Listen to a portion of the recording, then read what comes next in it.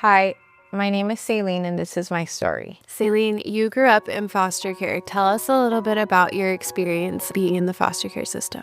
When I was about 11, me, my younger sister, and my brother were removed from our home, from our parents, due to drugs. Unfortunately, I did not stay in foster care. I was not one of the lucky ones to get adopted into my younger sibling's family.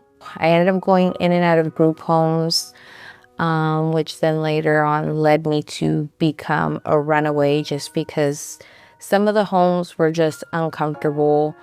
Like the things you have to deal with in those homes are just not, something a teenager at my age just wanted to go through.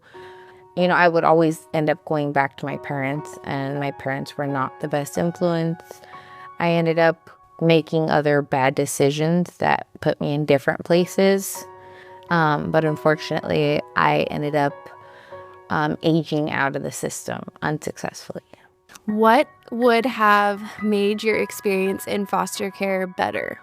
I was very brainwashed back then, you know what I mean? But I mean, if I just had like one person that I could really relate to, like one person that really showed they cared. So I ended up just bouncing around from group home to group home. And then I ended up in juvenile hall, and then I just aged out of the system after that. You yourself experienced children being removed from you and going into the system. What was that like for you?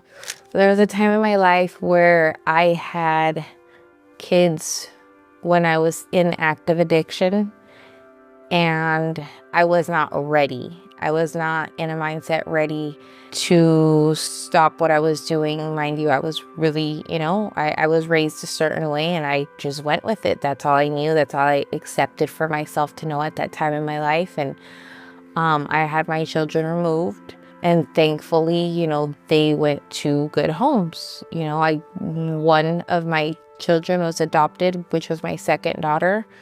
And I don't know anything about her. And my oldest son lives with his biological father and his new wife. And, I got lucky with that. In your last experience with foster care, your son reunified back with you. What do you think made the difference this time? It is because of the foster mother my son had, which, if you know, it's Cambria Allen and Eric Allen, and then my sister. My sister really helped me. The first time I ever met Cambria, when she already had Christopher in her home, we had a visit at the park, and she just encouraged me, and she was just there. And she said, you can do it, like whatever help you need, like we're here, like you have this, you can do it. Look at your son, he's just so precious, he loves you. And I sobered up, I got my kids back. It might have took, quite a while, and I jumped through all kinds of hoops, but that was back in April of 2021, and I'm still sober and I'm doing good. I have full custody of both my children.